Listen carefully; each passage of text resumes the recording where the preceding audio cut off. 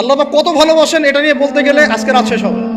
দেখেন, আল্লাহ রাব্বুল আলামিন আদম আলাইহিস সালামকে সৃষ্টি করেছেন, করে সমস্ত নাম শিক্ষা দিয়েছেন।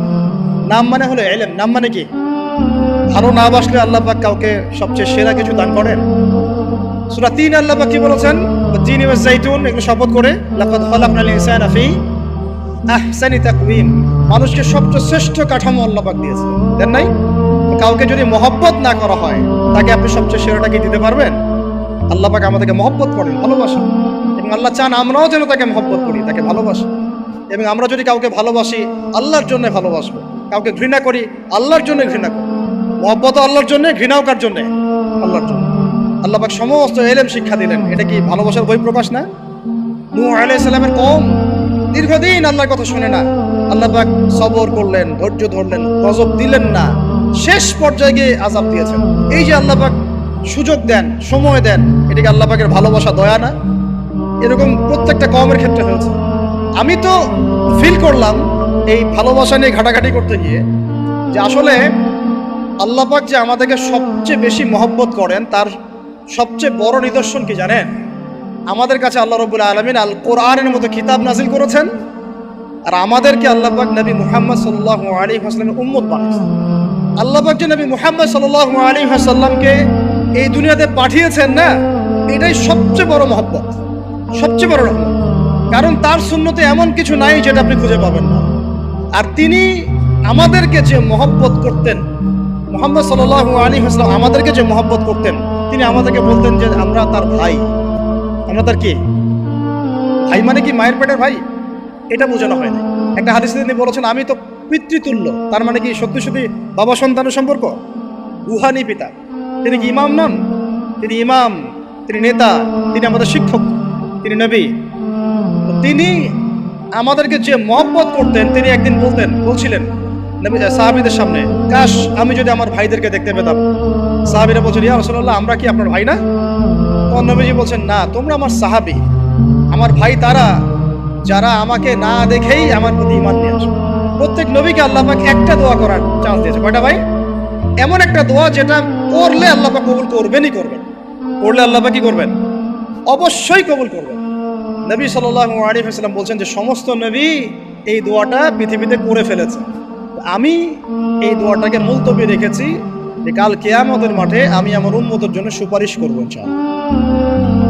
এবং নবী সাল্লাল্লাহু আলাইহি ওয়াসাল্লামের সুপারিশে বহু কবিরা গুনাহগার মুসলমান যারা জাহান্নামের ফয়সালা হয়ে গেছে, তাদেরকে আল্লাহ পাক কিছুটা শাস্তি ভোগ করালে হলেও আবার জান্নাতে নিয়ে আসবেন। তিনি আমাদেরকে মহব্বত করেন না? করতেন না? চিন্তা করেন, তাহলে আমরা তার দিনকে কি মহব্বত করলাম? আমরা তার হুকুম হাকামের বিধিবিধান সুন্নতের কি মহব্বত করলাম? চিন্তা করেন। একটা হাদিসে নবীজি স্পষ্ট করে বলছেন, এটা আমাদের জন্য একটা কষ্টি পাথর। এটা একটা কি? কষ্টি পাথর। তিনি বলছেন, লা ইউমিনু আহাদুকুম, তোমাদের মধ্যে কেউ মুমিন হইতে পারবে না। কি হইতে পারবে না? মানে প্রকৃত মুমিন হইতেই পারবে না তোমরা। হে আমার উম্মত, তোমাদের মধ্যে কেউ প্রকৃত মুমিন হইতেই পারবে না যতক্ষণ না হাত্তা আকুনা আহাব্বা ইলাইহি মিন ওয়ালিদিহি ওয়ালাদিহি ওয়ান নাসি আজমাইন, যতক্ষণ না আমি মুহাম্মদ সাল্লাল্লাহু আলাইহি ওয়াসাল্লাম তোমাদের কাছে নিজের কি সন্তান, নিজের বাবা মা এবং সমস্ত মানব জাতির থেকে বেশি প্রিয় না হচ্ছে।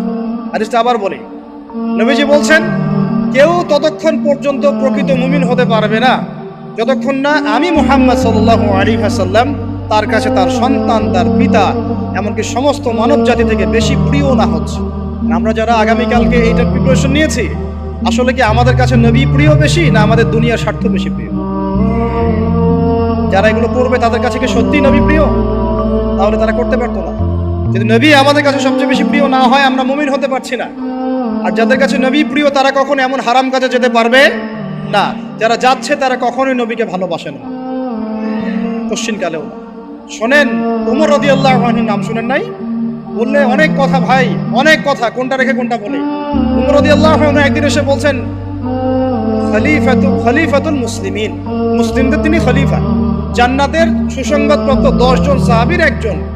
জান্নাতের সার্টিফিকেট পেয়েছেন পৃথিবীতে কয়জন সাহাবী? একটা হাদিসে একসাথে 10 জন। ওই 10 জনের অন্যতম একজন, যিনি এমন শাসন ব্যবস্থা পৃথিবীতে প্রতিষ্ঠা করেছিলেন যার মতো মিসাল এখন পর্যন্ত পৃথিবীতে আর দেখা যায় নাই। একটা হাদিসে আসছে, যে রাস্তা দিয়ে ওমর হাঁটে ওই রাস্তা দিয়ে শয়তান হাঁটে না। কি বুঝলেন? শয়তান যদি দেখে ওই যে ওমর, ও আর ওই যাবে না ওই রাস্তা। এই হচ্ছে ওমর ইবনে খাত্তাব।